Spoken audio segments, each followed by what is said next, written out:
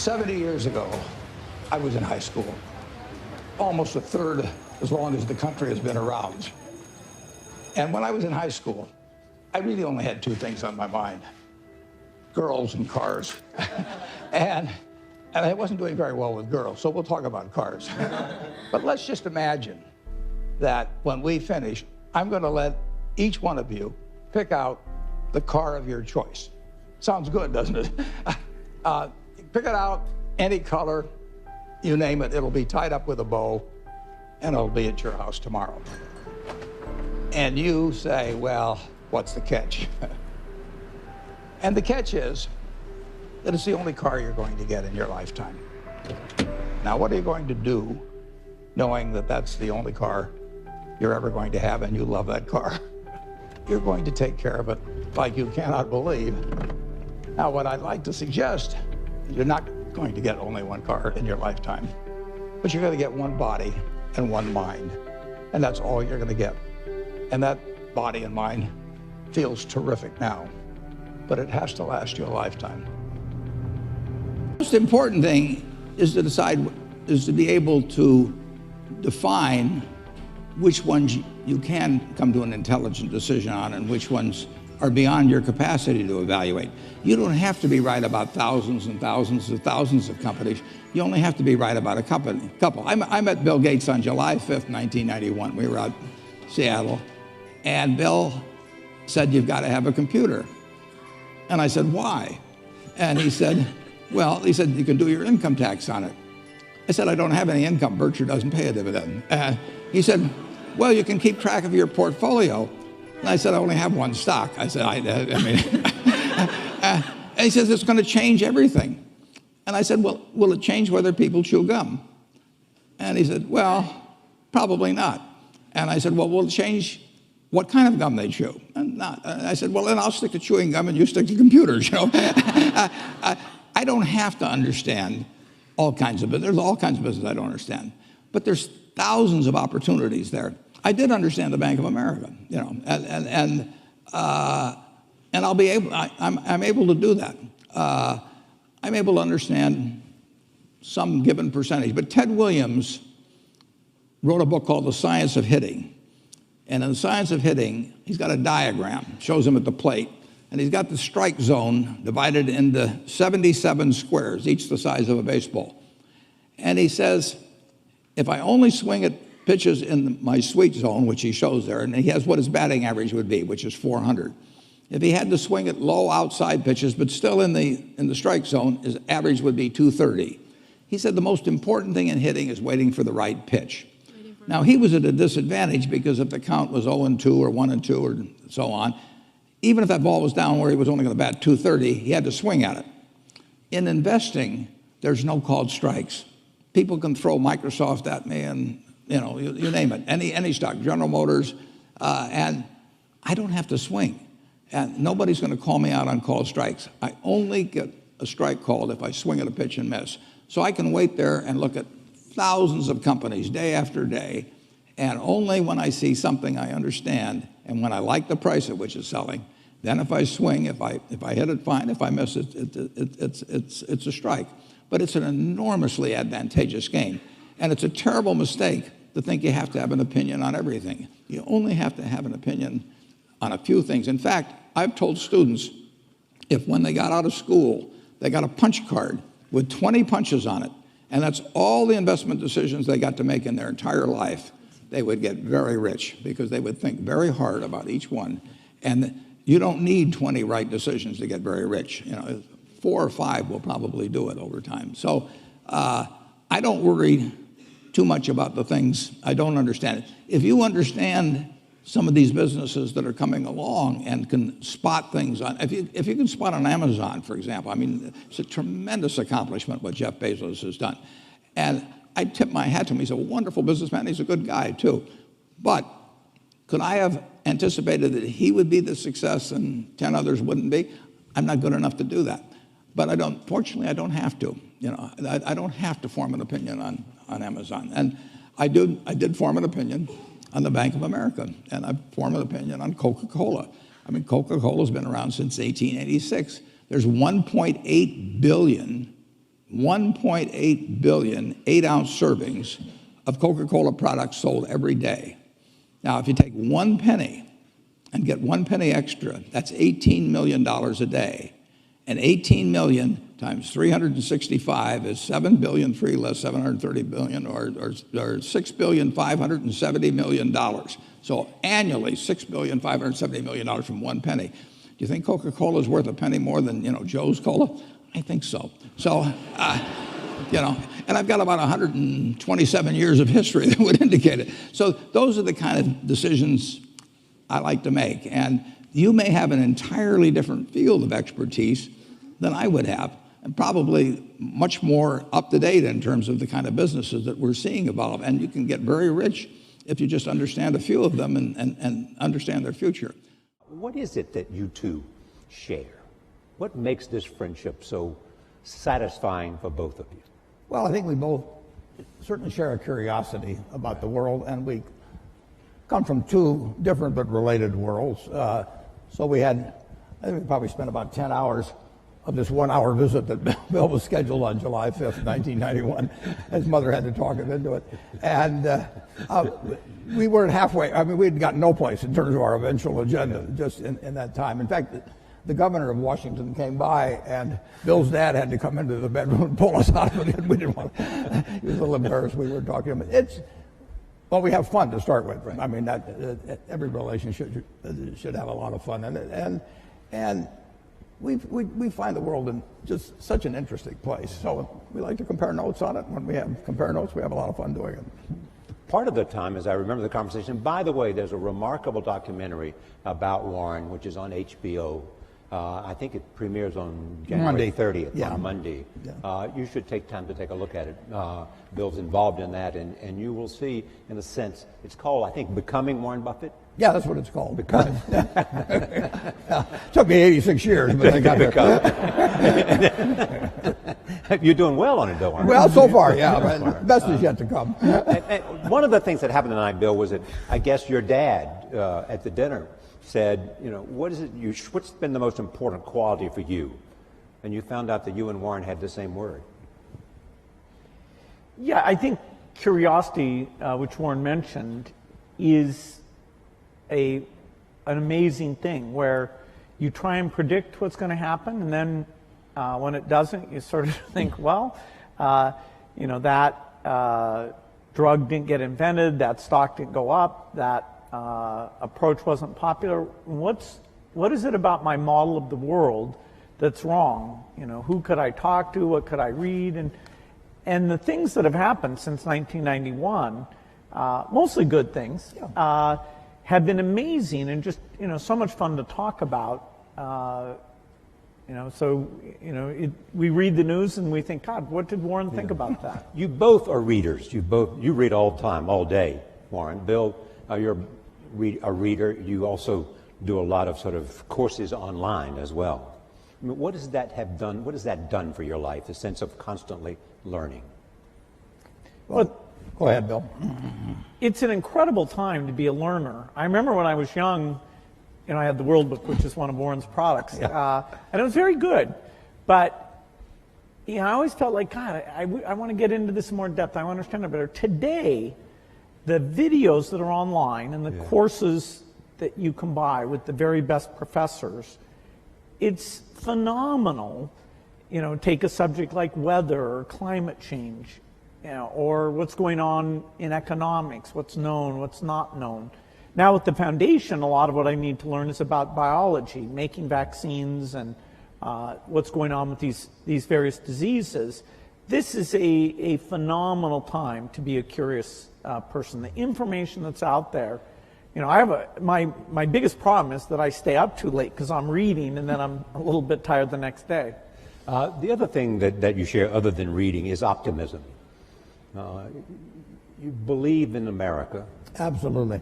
You have said to me more than once, I would give up a year of my life just to know what the next 50 is going to be like. Yeah, even the next 4 now. I mean. Why'd you pick 4? I don't know, just a number that came to me. It is just fascinating what's happened just in my lifetime, in the 86 years. I should mention one thing about reading. It was at the library here at Columbia that I wish I spent probably more time than any other student. I lived there practically. But I pulled the book out there, happened to be Who's an American. It told me something about my professor, Benjamin Graham, and then I looked up and I went to the library and I said, I want to learn more about this because I learned this over here. That changed my whole life. We own Geico now because of that librarian directing me to some other book and then following through on that. It's the chance. I read about 1/5 the pace that Bill does, but I still spend 5 or 6 hours a day reading. I mean, you can learn so much. I particularly love biography. Just to be able to live the lives of these people that have been so extraordinary, the lessons and the discouragements they face, just everything about it. So you can't get enough of reading. What surprises you most about Bill? That's an interesting question. I guess what really surprised me is initially we just found so many things to connect on. He did try to sell me a computer. That's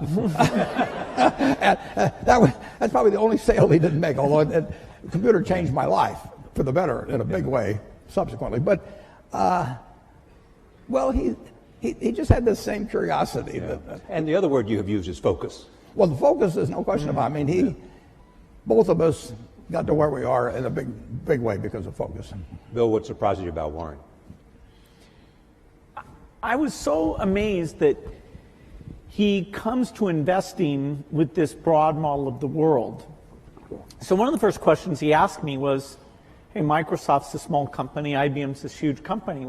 Why can you do better? Why can't they beat you at the software game that you're playing? And I always, every day I was thinking about, okay, what advantage do we have? What do we do? But nobody ever asked me that question.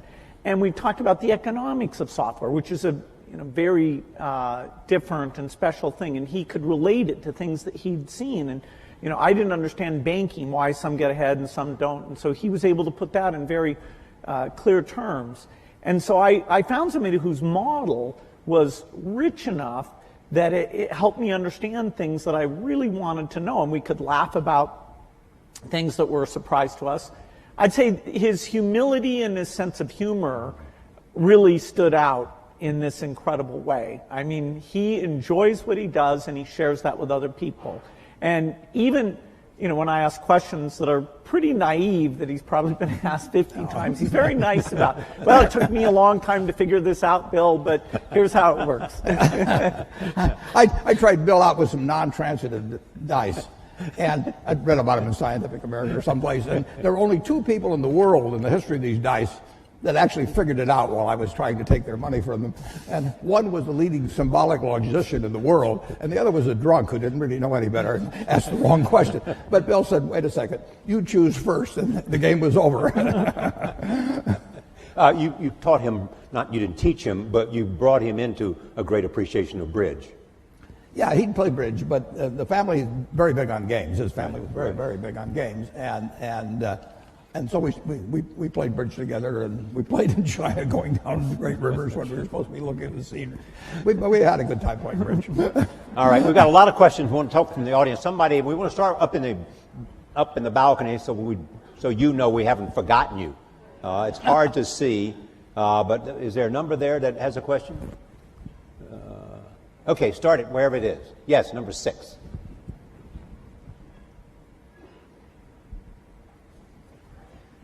Thank both of you guys for being here today.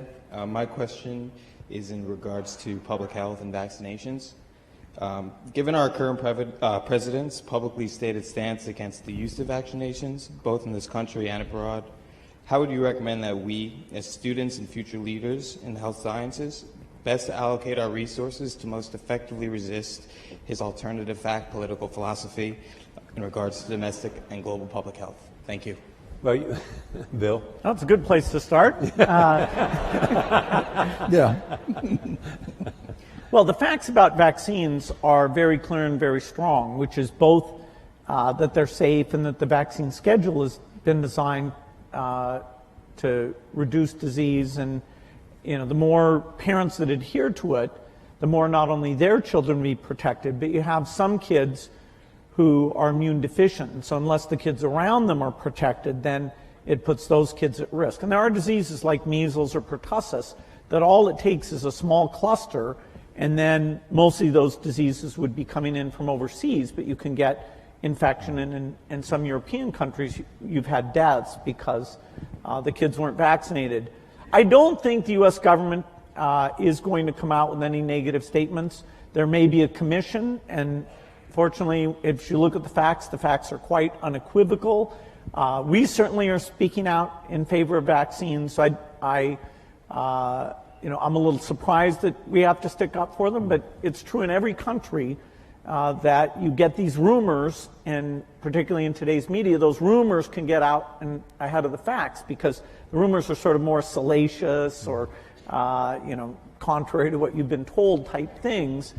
Here, I'm sure we'll have a chance, if necessary, to go through the facts again and get a clear positive message from the government.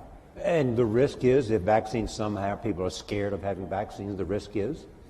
Well, we're engaged right now in polio eradication. And the only way that succeeds is to get 95% of the kids to have these vaccines. And there we ran into a form of anti-vaccine sentiment that's even worse than U.S. rumors, and that is that two terrorist groups, one in Nigeria, Boko Haram, and another one in Pakistan, Afghanistan, the Taliban, said that vaccination was a U.S. plot and would sterilize women, and it was a very bad thing. And they took the women who were going out to the children's houses and giving these oral drops, oral polio vaccine, and actually killed a number of them. And so those negative rumors, the only reason we still have polio today, that we're not done, is because of that part of Nigeria that Boko Haram has caused unrest, and the border areas, including Baluchistan in Pakistan, where there have been these anti-vaccine sentiments. So, our risk is simply those negative things. So it's not just in rich countries that we run into this. It absolutely causes deaths if parents don't know. Bring your kids in and get them fully vaccinated. And your drive to eradicate polio is to show that you can do it.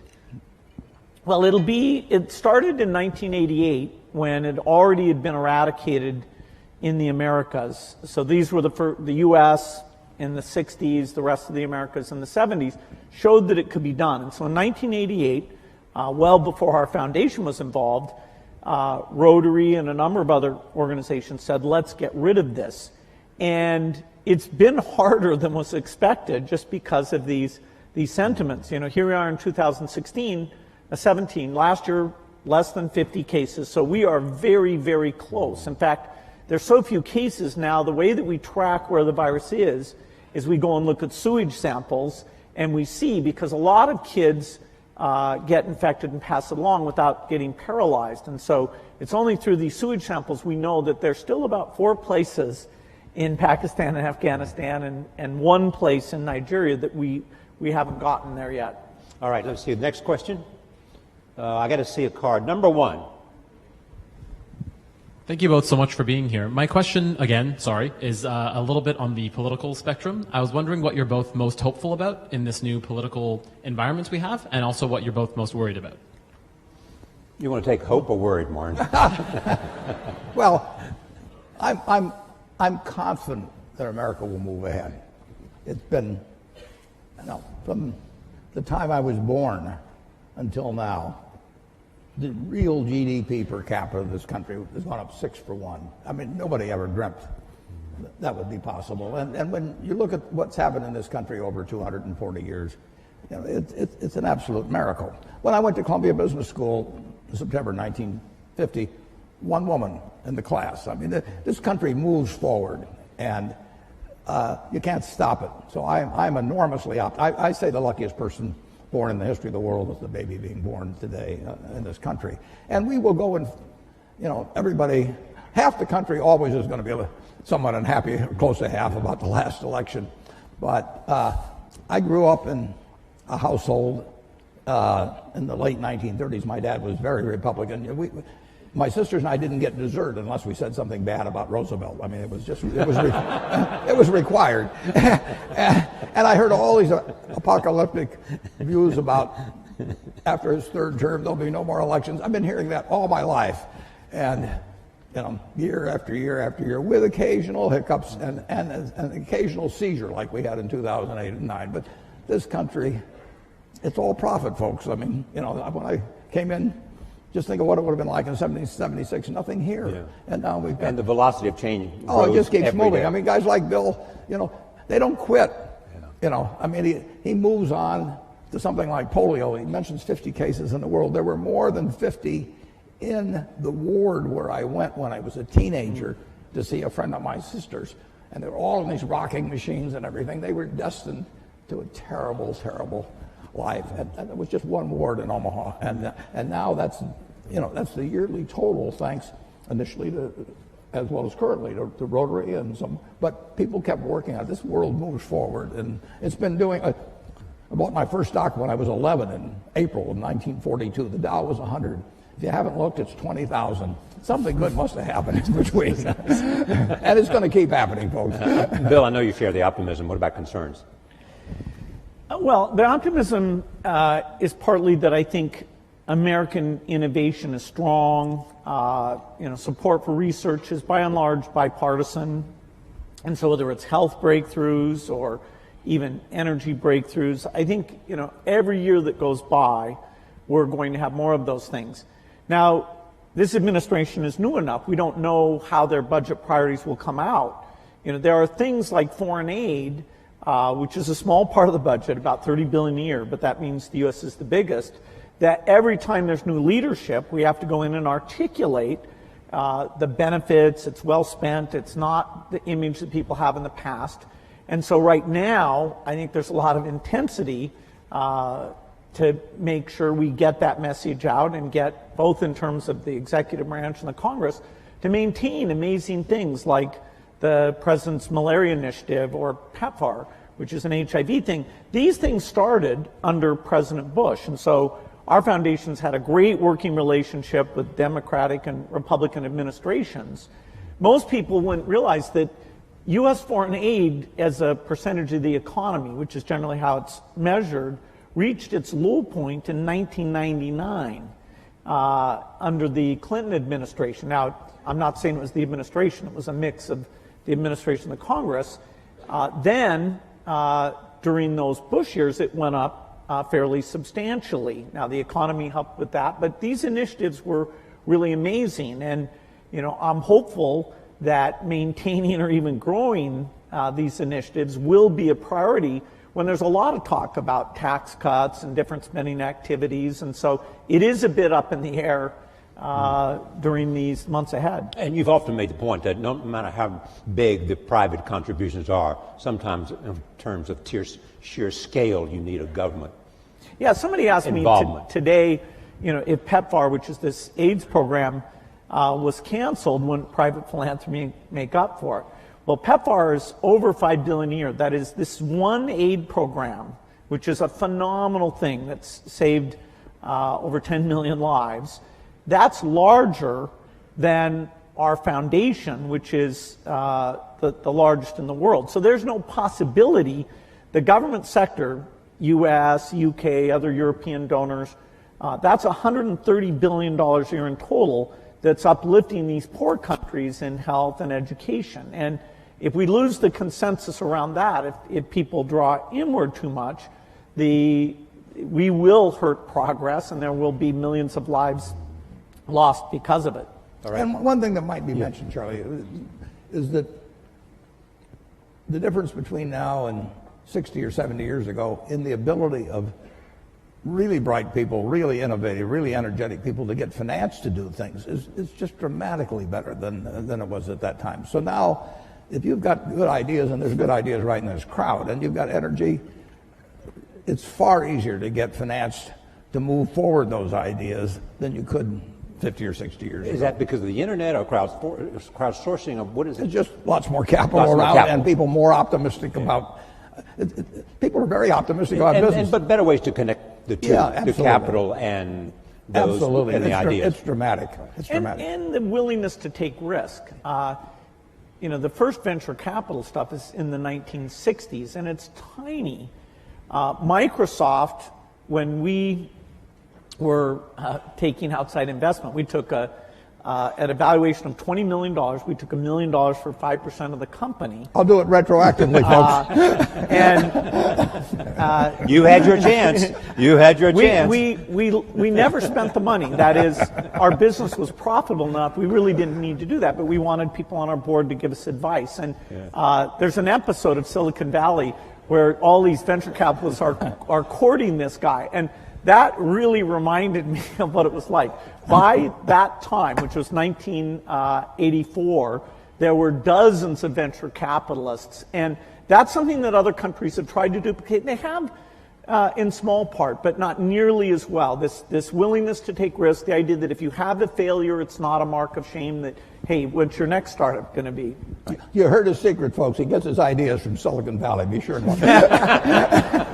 All right, cards. Let's see where the cards are, folks. Okay, number 3, take the card right there. So you started this talk about how you'd able to make a model and it won't accurately predict what happens. And on the other side of the coin, I was wondering what happens when you create such well-developed predictive technology, and what are the ramifications and implications of that outcome?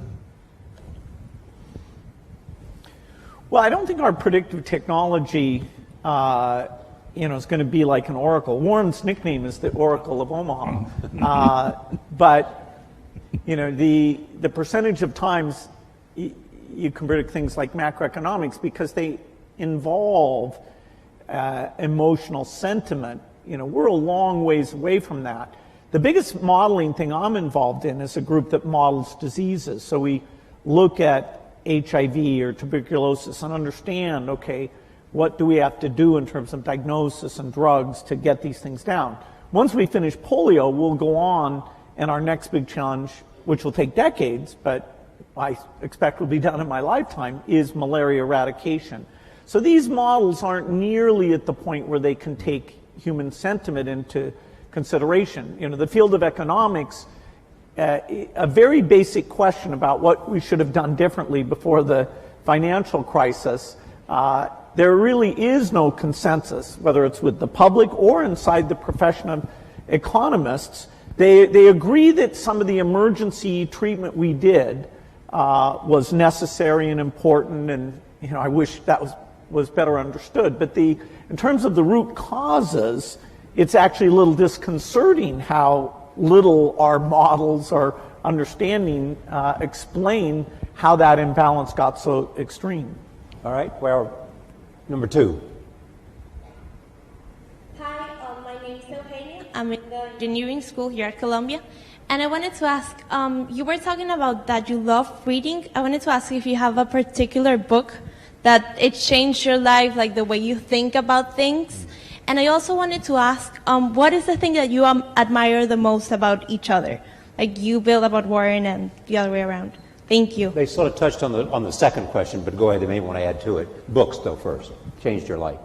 Well, a book did change my life, and it was by a fellow who taught here at Columbia, Benjamin Graham, and I read the book when I was 19 called The Intelligent Investor. And I'd been interested in investments since I was maybe 7 or 8, but I'd read every book in the Omaha Public Library by the time I was 11. So why do you think you were interested in investing when you were 7 or 8? Because I was too dumb to get interested at 4. My dad had a very small investment firm, and I would just go down and I read all the books that he had there, waiting to go to lunch or whatever it might be, and then I went over to the public library and read them all, and it just was a fascinating subject to me. But I didn't have any. I knew what everybody thought and all of that at an early age, but what Graham wrote made sense. I just happened to pick that book up at a bookstore in Lincoln, Nebraska. But to investing per se, is there something about your core competence that made investing the perfect place for you to be? Yeah, it certainly wasn't to be a pro football player. I looked. It was a question of zeroing out all the other incompetencies, and I was left with one thing,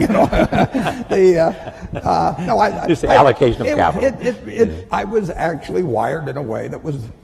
This would be something I would be good at. So, wired in what way? I can't tell you precisely, but I've got the right temperament for it, which is much more important than IQ. If you've got more than 120 points of IQ, sell the rest to somebody else. You don't need it in investments, but you do need the right temperament. You do. You do have to be able to think for yourself.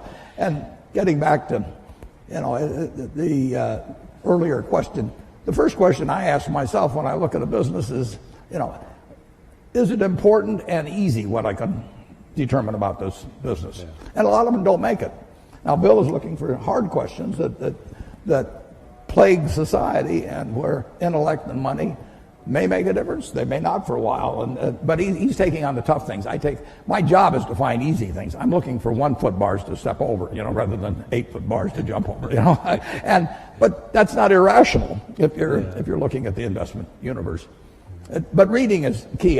On the biography, on the book thing, I will tell you a wonderful book to read. I can tell you a number of them. Intelligent Investor, obviously, if you're in the investment field. But Katharine Graham's autobiography is a marvelous book, and it's absolutely honest, told by an incredible woman who had an incredible life and then wrote honestly about it. But and someone who you knew very well and invested with, and she was a bit reluctant and had to be assured, that she was afraid of me, actually. Yes.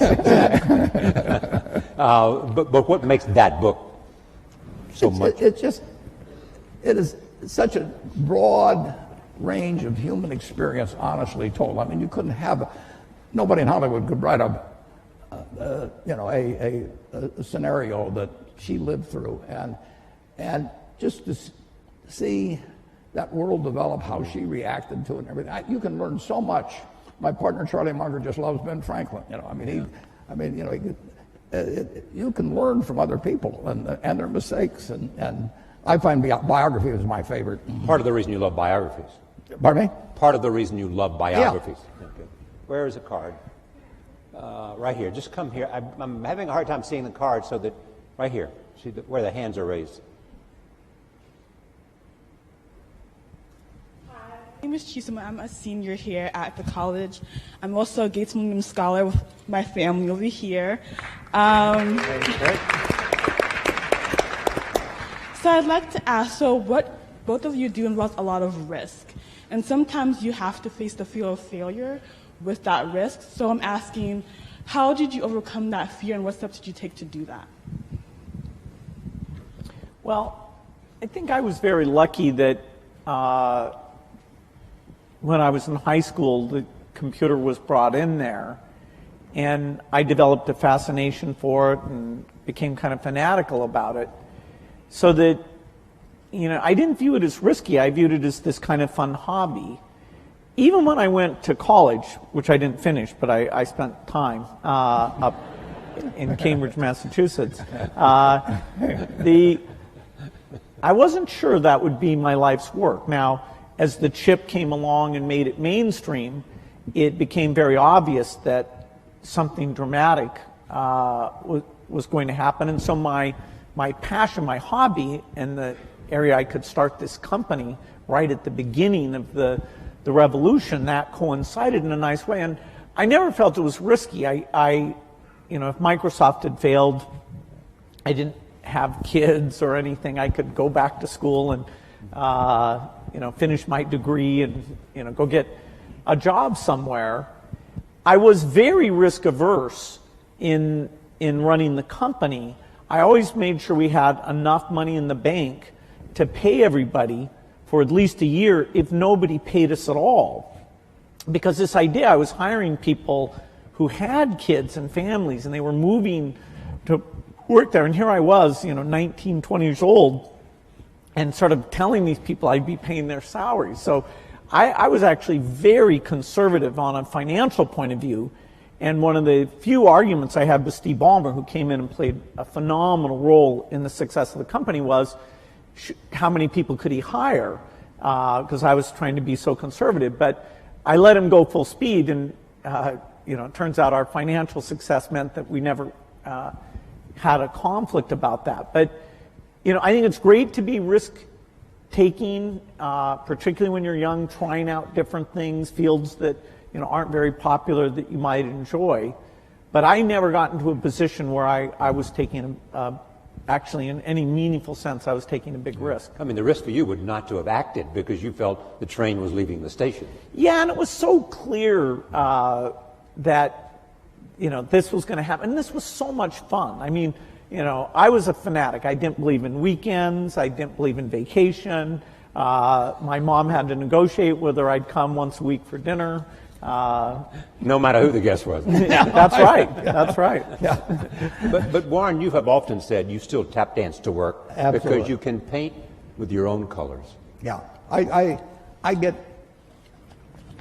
as excited about tomorrow in terms of what's going to happen as I was when I started. I was having a lot of fun when I started, but I'm having just as much fun now. And when I was here at Columbia, I had this terrible fear. It was impossible for me to speak in public. I mean, I wasn't able to do it. I actually read an ad in the New York Times. I went down to Midtown, signed up for a course, gave the guy a check, and then stopped payment on the check. I mean, I just petrified. But finally, and actually, after you get through hearing me today, maybe you'll wish I'd stayed afraid of public speaking. But that's another question. Then, when I got out to Omaha, I finally decided I just had to do it. So I gave a guy $100 in cash, and once I parted with $100 in cash, I'd jump off the Grand Canyon to get my money's worth. So, but it changed my life. But I would say this: don't fear failure. Almost everything that's turned out, I got turned down by Harvard. The best thing ever happened. Among other some good things that happened that didn't seem good at the time. Don't worry about. And don't let it eat at you or look back. Just keep going, because you're going to have some things and forget them. Go forward. All right, I want to go to the back of the room, right back there, wherever number 3 is. Hi, my name is Matthew Mann. I'm a first year at Columbia Business School. Both of you had a moment where you went out on your own. And I guess my question would be, if you were to do it all over again, you're in our shoes, what industry would that be in? Where would you start your own business today? I'd do the same thing. Yeah. I mean,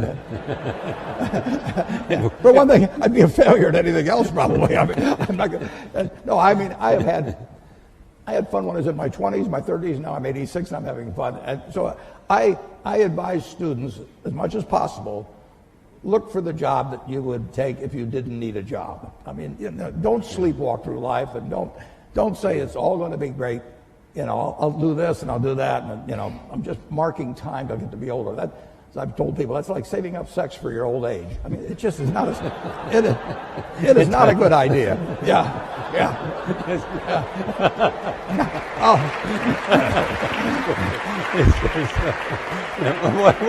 What are you urging them to do? I'll explain it. Just what I'm talking about. Now, you really want to be doing what you love doing. And you can't necessarily find it on your first job. Right. But don't give up before you find it. Bill, you've had the unique experience, A, because of your curiosity, B, because of your involvement in global health, to see the impact of a lot of other areas, whether it's biomedicine or whether it's a whole range of other things other than computer science. If you were going to drop out of Harvard today, which field would you be most likely attracted to? Well, I love the hard sciences, and there's some phenomenal things that people will get a chance to be part of. I'd still probably pick computer science because the work in artificial intelligence today is at a really profound level. Our ability not just to play games, but that is a profound milestone, the AlphaGo work that the DeepMind people at Google were able to achieve. And that kind of technology is in all the leading companies and a lot of the universities. With AI, creation of agents, the ability to read and understand material, it is going to be phenomenal. So anything connected with that, I think, would be an exciting lifetime career. I also think in energy, we have the imperative to have energy that's reliable, cheap, and clean. And no system available today can provide that, whether it's for rich countries or for poor countries. And so the innovations there will be profound, and there's many paths that could provide that solution. Finally, I think biology, it's the most thrilling time. We are going to figure out obesity, cancer, even things that are very hard, like depression, because the mind is even more complicated than other parts of the body. I see this through the lens of the disease of the poor, the infectious disease, where new vaccines, new drugs, we are moving faster than ever. And some of these are platform technologies like DNA vaccines that are going to give us just that one thing will give us lots and lots of solutions. And so working in that space is phenomenal. Now, I say this, to my children, and they may not want to do hard sciences. The one who's picked wants to counsel patients and be a doctor, and even more than the science piece, that relationship with patients is what grabs her. So everybody has their own taste, but in terms of big impact, those 3 hard science problems would be at the top for me. All right, next, right here, right next to number 1. Hello, thank you guys for being here. Also, thank you to Mr. Gates. I am also a Gates Scholar, and without your foundation, I wouldn't be here. Many industrial-based communities have been severely affected with higher levels of unemployment due to the increasing utilization of automation, which ends up displacing workers. What do you believe is a possible solution to unemployment arising from automation? It's a good question. Because there's a lot of talk about globalization and all of that, and a lot of other people step forward and talk about how technology and the impact technology is having on jobs and the demand for new kinds of skills. Yeah, we were here in 1800 and conducting this, and somebody would point out that eventually tractors would come along and better fertilizer and everything, and that 80% of the people are now employed on the farm, and in a couple of hundred years it's going to be 2 or 3%. And what are we going to do with all these people? Well, the answer is we release them. Keynes wrote something about it in something called Essays on Persuasion. He wrote in 1930 about what a more prosperous society would become like. And he actually postulated that in 100 years, and we're now 87 years away from that there would be 4 to 8 times as much output per capita. And he's remarkable, but he didn't quite get how it might get distributed. But the idea of more output per capita, which is what the progress is made on productivity, that should be harmful to society is crazy. I mean, the distribution may be a problem, but if one person could push a button and turn out everything we turn out now, is that good for the world or bad for the world? You'd have to figure out how to distribute it, but you'd free up all kinds of possibilities for everything else. So everything should be devoted initially to getting greater productivity, but people who fall by the wayside through no fault of their own, as the goose lays more golden eggs, should still get a chance to participate in that prosperity, and that's where government comes in. Right. Bill, anything to add to that? Yeah, a problem of excess is a different problem than a problem of shortage. If all the tractors and computers stopped working, then we would have problems of shortage there. And we just wouldn't have enough people to make the output. A problem of excess really forces us to look at the individuals affected and take those extra resources and make sure they're directed to them in terms of re-education and incomes policies, and the need for labor in terms of smaller class size, helping handicapped kids, reaching out to the elderly. The demand for labor is not at zero. If you ever get to that point, fine, you can shorten the work week, and you'll be just fine with that. And so this idea of taking an individual who during their generation is affected, I think there's a lot to be learned about that, a lot of thinking we have to do. But the macro picture that it enables is an opportunity. Number 2. Also, I'm urging people at the back so you have a chance. We want to go back up to the balcony as well. I see number 6. We'll come to 6 after 2. Yes. Hi, my name is Sam. I go to Columbia College, and my question is, what steps do you think need to be taken in order to improve public education, particularly in economically depressed areas of the United States? Bill was the one Bill's the education. Yeah. I think this is a super important issue because the dropout rates, although they've gone down a little bit, they're still very high and vary based on income.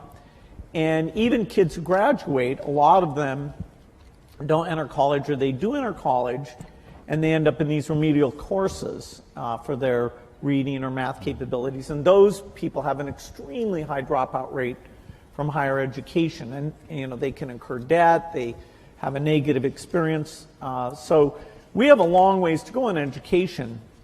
There are some very strong points of light, like here in New York City, some of the charter schools are, with even less resources than schools at large, doing a phenomenal job of educating kids. There are a lot of countries, particularly in Asia, who, spending way less of their GDP on education, are doing a great job educating their kids. And it's not just the top 20%. Their bottom 20% is pretty phenomenal in the case of China, South Korea, and Singapore. And so looking at what we've learned in charter schools in terms of building the culture, giving teachers feedback, what is good teaching look like? Do we give teachers a chance to learn from each other about that interactive element that makes the subject seem relevant and important? There are great teachers, but spreading those practices has been very, very tough. And so I'd say it's a top priority, and our foundation has that for our work in the United States. Education is the top priority, whereas outside the U.S., we take on health. It's a tough problem because the institution of education are fairly resistant to change, and people are not yet convinced by various approaches very easily, but we need to keep at it. We're going to, stay and even actually put even more money into trying to help create models. Okay, up to number 6. Hi.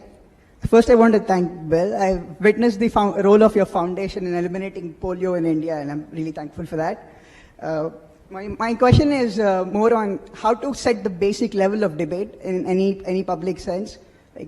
There are many trade-offs. How to explain climate change policy for people who are losing jobs in the coal sector? How do you balance the current short-term economic goals with the long-term peaceful transition to the renewable sources of energy? No, it's a good question. The certain topics are so complicated, like climate change, that to really get a broad understanding is a bit difficult, and particularly when people take any of that complexity and try and create uncertainty about it. And for example, India's kind of paradigmatic in that they want to electrify for all sorts of good reasons having to do with health and reading at night and quality of life. And the question of should they delay electrification for climate issues is going to be very difficult. The ideal is to innovate in such a way that they can go full speed ahead on electrification without emitting the CO2 that the natural path of them today, which is coal, is the way to go. And so we have a lot of cost reduction to do because rich countries may be able to buy premium electricity. When you get to middle income or lower, that's just not going to happen. And democracy has us allocate these resources in terms of investing in the future and things like research and investing in the present. And when you have a problem like the financial crisis, then you do get a little bit of more of short-term thinking. And I'm hopeful, I think it's better for the world and for the country if we can get back into a little bit more of a focus on the long term. We have some questions from Facebook. Warren, a central tenet of your investing is to invest for the long term. And this comes from Brian White, who says, how might Bill and Warren convince investors to think beyond short-term returns to encourage world-changing innovation? Well, I've spent my life trying to convince people on investing for the long term. Listen, if I knew how to double my money tomorrow, I'd probably invest for the short term too. But it's much easier to invest for the long term if you're just talking pure investment, because you know what's going to, in my view, be very high probability what's going to happen 10 and 20 years from now in a major way, and I don't have the faintest idea what's going to happen tomorrow or next week. But if you're talking about societal, it's very tough because politicians face elections either every 2 years or 6 years, and the way particularly congressional districts have been organized, primaries have become more and more important, and so it's very hard to have politicians think of something that's wonderful for the country for 20 years, but will cost them the election 2 years from now. And that's a basic problem in a democracy, and it gets to be more of a problem as we've arranged congressional districts so the primary dominates, because a very limited number of people turn out, and their motive tend to be on the extremes of both parties. So it's not easy. Whether you're going to make an investment in a company or whether you're going to buy the company, what are the factors that you're looking for? What test? I'm looking for durable competitive advantage. I'm looking for something that has a moat around it for a considerable period of time. And I'm looking for an honest and able management to run it, because I don't know how to run it myself. And I'm looking for a purchase price that's not excessive. But it's better to pay a little too much for something that's a very good business than it is to buy some bargain, but really a company without much of a future. And I don't know. I don't have a ability to predict with a high probability of success the future of most companies. So I'm looking for the exception. But the nice thing is, if there's thousands of companies out there, I really only have to be right on a couple. I mean, it's exactly the opposite of baseball, where you have called strikes, and the pitcher's trying to throw it to you at the worst part of the strike zone for you. And if he succeeds in getting into that corner 3 times and you don't swing, you're out. And investing, it's a no called strike thing. So I can sit there all day and somebody can throw me one company after another, and finally I get one in my sweet spot. Both of you have chosen both wives and partners well. Charlie Munger added what to you? Charlie Munger changed my views. He refined them in a huge way in terms of looking for the quality companies and looking for the ability to make an investment that would work out well for 5 or 10 or 20 years, as opposed to something there might be one. I call it cigar butt investing, where there was one puff left in the cigar, but the cigar was free, so you picked up these disgusting looking things and got one puff out of them and one onto another one.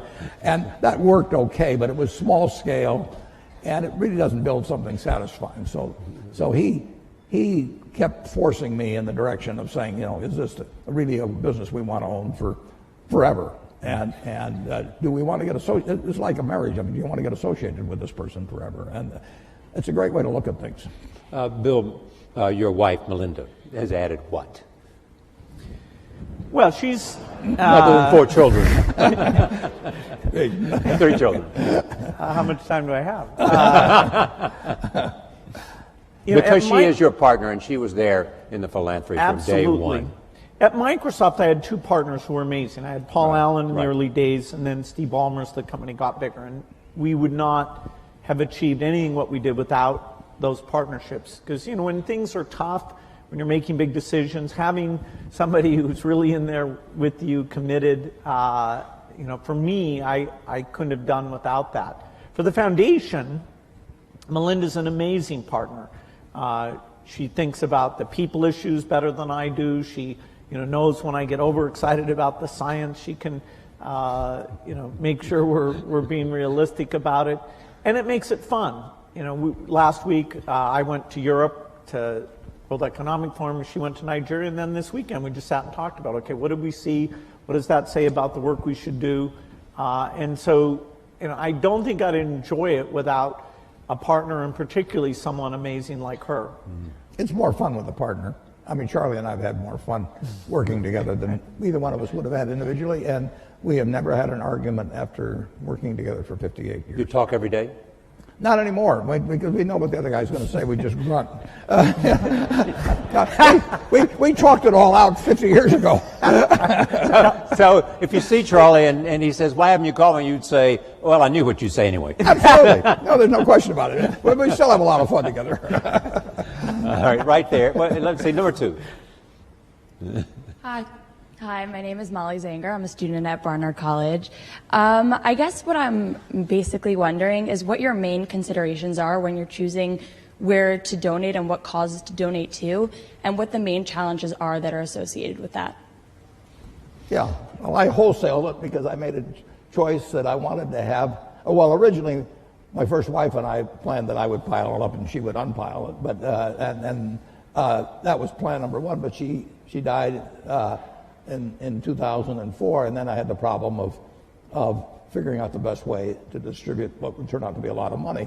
And I wanted some people who had similar values and similar objectives to what I had, but I also wanted people who would pour in intelligence and energy, and in the case of Bill and Melinda, a lot of their own funds, would work at it full time, but who really saw society as I saw it, which was that every life is of equal value. And that if you start with that, and then you figure what you might be good at changing, whether it's in medicine or education or early learning or whatever it may be, that was my answer, was the wholesale. Retail philanthropy would drive me crazy, but wholesale philanthropy I really like. Bill? Yeah, for our work at the foundation, the belief in innovation, which both Melinda and I saw at Microsoft, our question was, okay, how do we bring that kind of innovation to help the world's poorest? And we learned that coming up with new vaccines, that although you can pay a lot to have them created, the marginal cost comes down to less than $1. So getting a new vaccine for the main cause of diarrhea or pneumonia, that can be a phenomenal thing. So you're looking for these super nonlinear dramatic things, because as a per poor person or compared to government funding, philanthropy is actually quite small, and yet funding vaccine projects, the government isn't as good as that as a philanthropist who assembles a team and over time is learning how to do that very well. And we had models. Rockefeller Foundation was a phenomenal foundation. The Green Revolution is just one of many things that they did which raised agricultural productivity and avoided hundreds of millions starving. And so studying the other foundations that have taken these big breakthroughs and created a model out of those, that was very informative to what we've gone after. What's the most important lesson you've learned, though, about making investments from the foundation today that you learned along the way?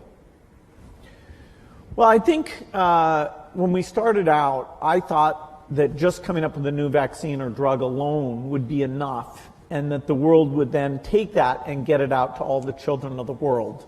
Partly through field visits I did, that Melinda did, looking at the statistics.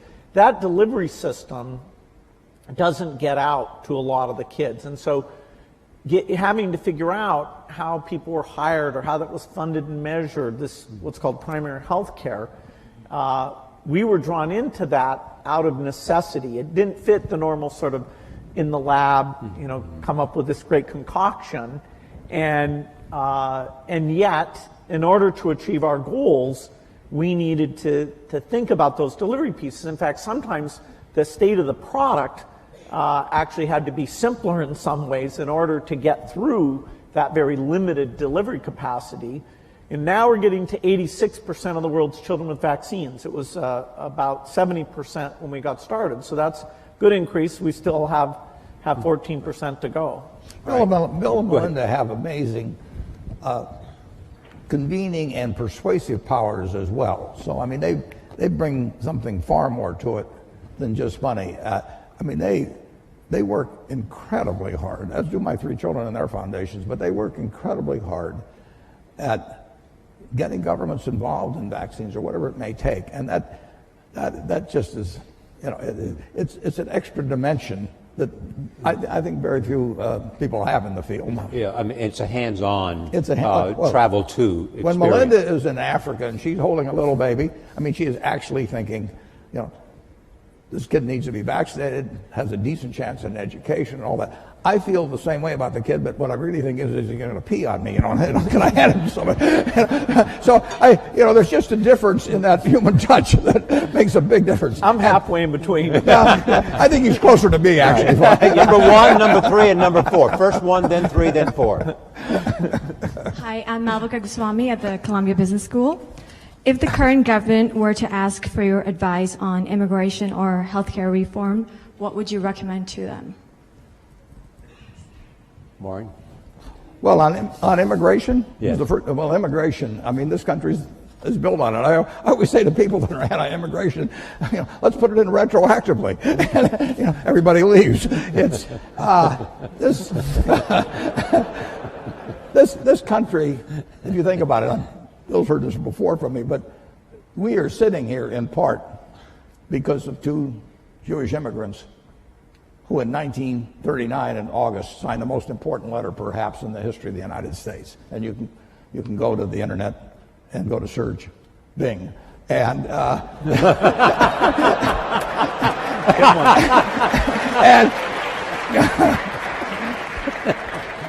and just type in Einstein, Roosevelt, 1939. Leo Szilard and Albert Einstein, 2 immigrants, came here.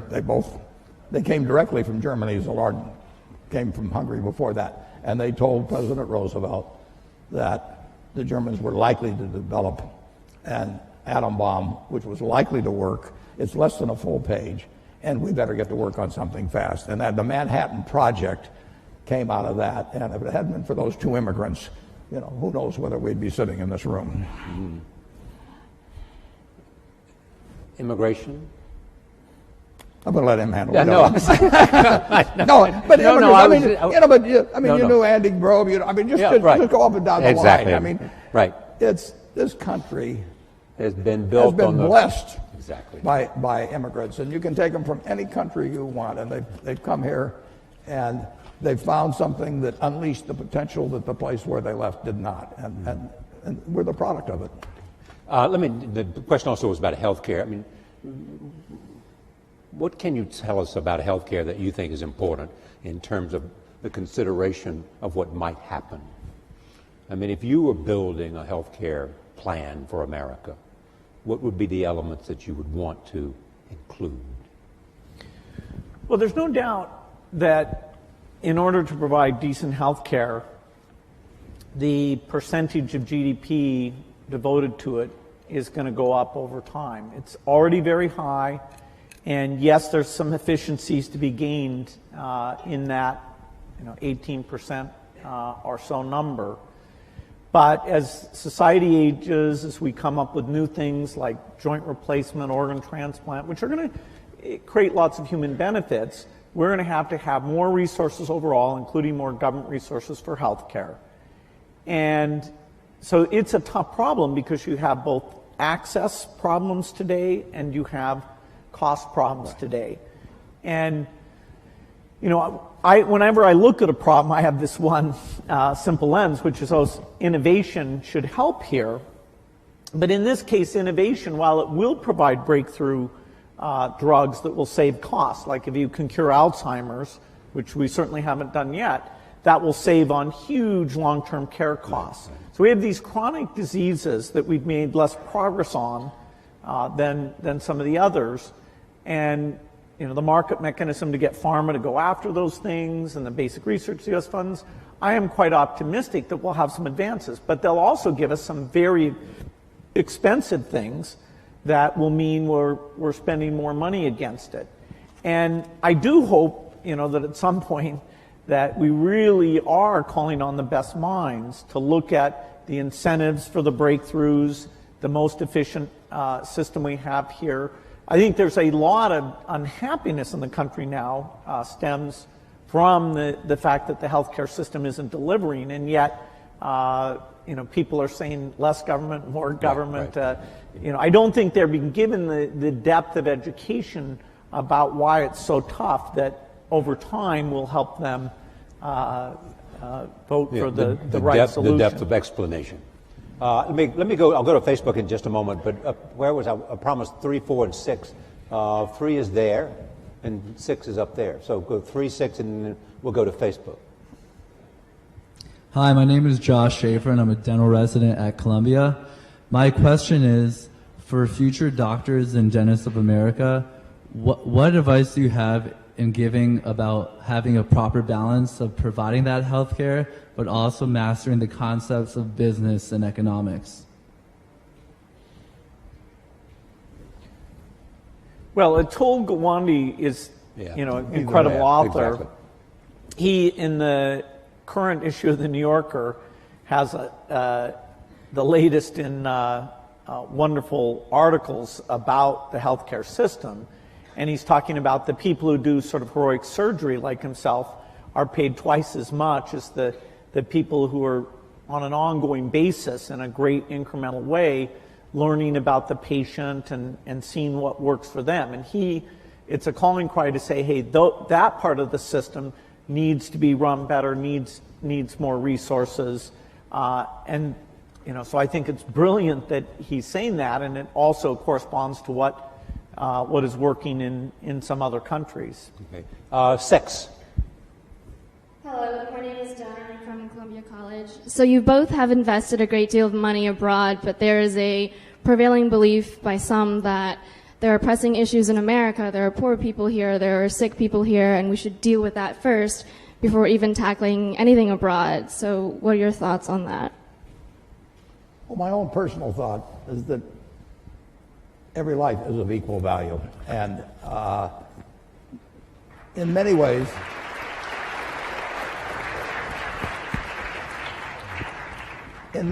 if you have a limited number of dollars, you actually can do more for more people outside the United States. We do have greater resources here for our 320 million people than exists around the world for 7+ billion people.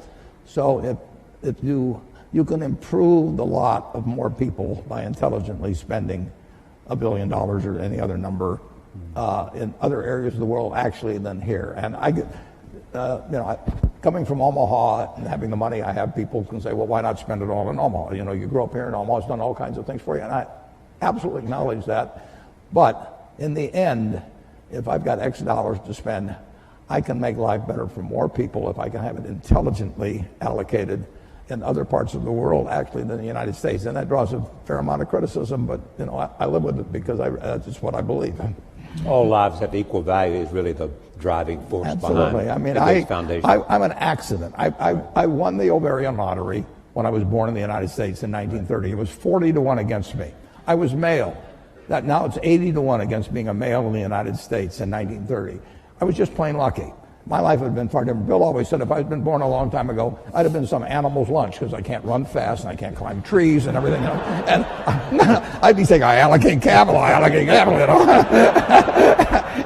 It wouldn't work. And, I was lucky. But 79 out of the 80 weren't as lucky as I was at that time. And, Bill. Go ahead, Bill. Yeah, in terms of the helping people in other countries, the foreign aid budget of the U.S. is 0.8% of the budget.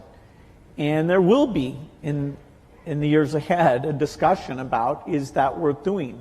It saves lives for typically about $1,000 of life saved.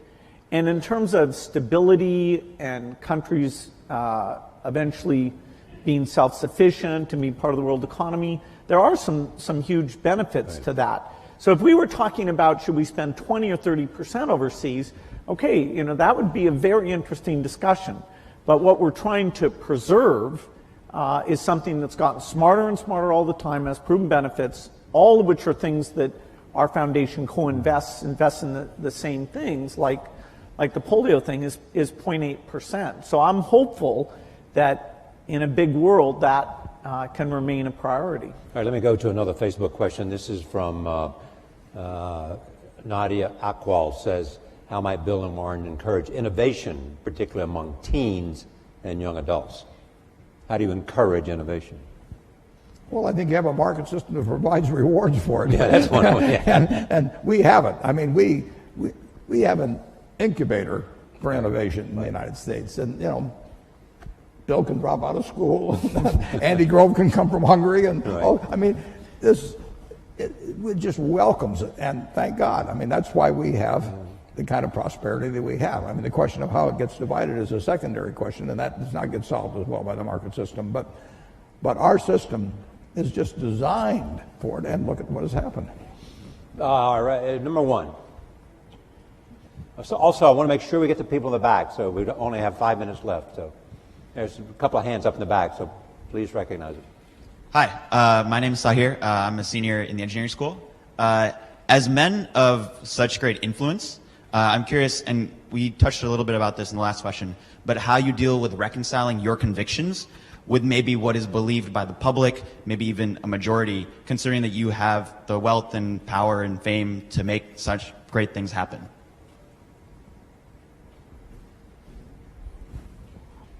Either. Well, I don't see, you know, the convictions I have, you know, I love sharing them and talking to people and understanding, you know, where people disagree. You know, I can be overly science-centric about things. You know, there's all sorts of causes that are super important that our foundation, because we have limited resources, we don't get to go and do. There's lots of diseases. There's aspects of education. You know, part of the strength of philanthropy is its diversity, and so just by sharing the fact that it's fun, it really can have measurable impact. I hope that sets an example for all of philanthropy. I don't happen to believe that, you know, my voice should be that much louder than other people. You know, so, you know, some of these big political donations, you know, at least, you know, I think Warren as well, you know, we've chosen not to have that be a huge way that, you know, we're spending our money. That's a personal choice. You know, the money's being saved for, not for the megaphone, but for the work of the foundation. Yeah, we get a podium of a certain sort, you know, but people do not. With a partner like Charlie Munger, you don't have to worry about my views being accepted automatically. They point out the shortcomings. And the influence of money in politics, I really think, is bad news for this country. I think Citizens United was a terrible decision. And the idea that somebody can pour millions and millions of dollars into a campaign, and in certain cases it not even be identified, I think really kind of goes counter to the kind of America I believe in.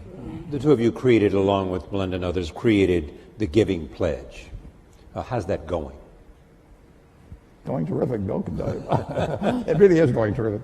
Yeah, philanthropy is kind of a lonely Bill, tell them thing. what it is exactly. Yeah, okay, this is, you know, we love philanthropy of all types, and part of the strength of American philanthropy is actually people with very little who are incredibly generous. Here, though, we said for the people who are super lucky, have over $1 billion, we want a group who are working together, who are committed to give the majority of their wealth away, to learn from each other. What's worked, what hasn't worked, how do you involve your kids, how do you hire staff, and they'll find areas they're working on together and cooperate, but we're not pulling any money. And we thought we'd get, you know, 20, 25 people together, and in fact now we're at 156. So it is a wonderful yearly event. I've made some great people. I do think that the quantity and quality has gone up because we're getting together. We'll never be able to measure that in a direct way, and we're making special efforts in China and India because now we have a lot of wealth there that wasn't there before. And in their own way, I think by having a strong philanthropic sector, that will help those countries and therefore help the world. What's interesting now, Bill and I are having dinner actually with the group tonight, for example, but if you go back 100 or 150 years, people got wealthy by making some money from the first oil refinery or still a mill and building another one, and Henry Ford would build a plant to build cars, and then it would be from retained earnings, which eventually turned into cash. Now you can get rich very young just by having an idea, right. And you can get that idea monetized and capitalized in a way that you cannot believe. So we are particularly interested in getting younger people interested in philanthropy because there are huge fortunes by people that are now in their 20s and 30s. And just think of what the potential for that group. And so this thing has worked out way, way better, including getting younger people to join us. Number 6. Hello, my name is Christina Nunez. I'm a fellow dental student to Josh. Thank you for speaking with us today. I'm curious about your insight related to relationships. I'm personally, given a desire to honor myself and respect other individuals, have found it difficult throughout life to discern which relationships to really foster and invest in and accept challenges from, and which to kind of forego and abandon because they're more harmful than helpful. So are there any major life lessons that you two have learned through your personal experiences? Well, it's a very important question, and the more you will move in the direction of the people that you associate with. So it's important to associate with people that are better than yourself, and actually the most important decision many of you make, not all of you, will be the spouse you choose. Right. And you want to associate with people who are the kind of person you'd like to be. You'll move in that direction, and the most important person by far in that respect is your spouse. I can't overemphasize how important that is, and you're right. The friends you have, they will form you as you go through life, and make some good friends, keep them for the rest of your life, but have them be people that you admire as well as like. Bill, you'd add to that?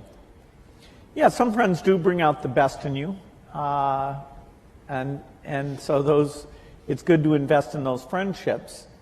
And some friends challenge you about things you're doing, and that level of intimacy is great. I wouldn't say that I was so obsessed with work. I didn't invest, I'd say, in my 20s and 30s as much as I should have. It's really through Melinda and seeing, other people I've realized, okay, that is, it's really worth the investment to have those people as you're always there to help them, and vice versa.